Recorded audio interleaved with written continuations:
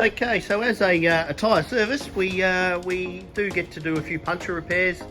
This is our stack of things that have been done, puncture repairs that have been done, or new tyres wanting to be waiting to be picked up.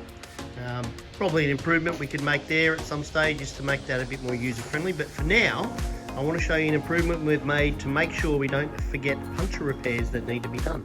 So we have an area here, this trolley, that gets the puncture repairs to be done, and then we can go over to the machines here and do them.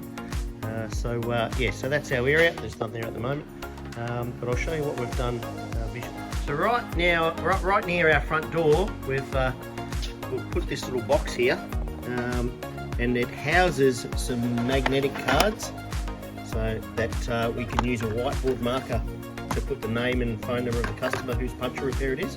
So when a puncture repair comes in, we fill that in, that card stays in the box there, and we lift this flag up to visually say that we can see from the workshop, hey, yeah, there is a puncture repair to be done.